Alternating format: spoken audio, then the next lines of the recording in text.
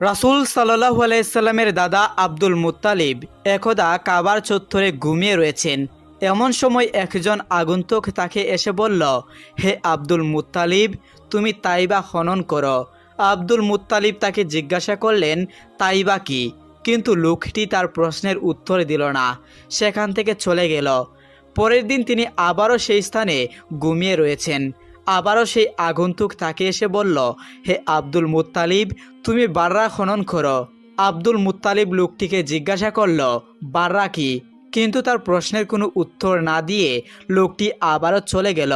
পরের দিন Abdul Muttalib সেই স্থানে আবারও ঘুমিয়ে রইলেন। আবারও সেই আগন্তুক এসে বলল, হে আব্দুল মুত্তালিব, তুমি মাজমুনা খনন করো। আব্দুল মুত্তালিব তাকে আবারও জিজ্ঞাসা করলেন, মাজমুনা কি? কিন্তু আবারও লোকটি তার প্রশ্নের উত্তর না দিয়ে চলে গেল।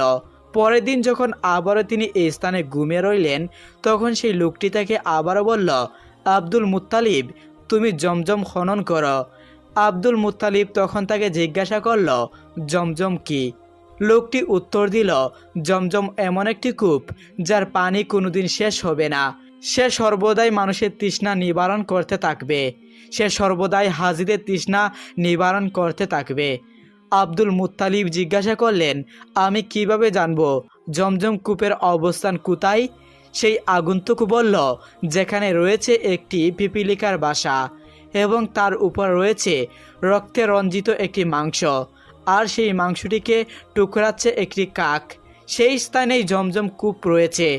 আগন্তুক ব্যক্তি যখন আব্দুল মুত্তালিবকে জমজম কূপের পরিচয় এবং তার অবস্থান সম্পর্কে জানিয়ে দিলেন, তখন তিনি বুঝতে পারলেন এটা একটি সত্য স্বপ্ন।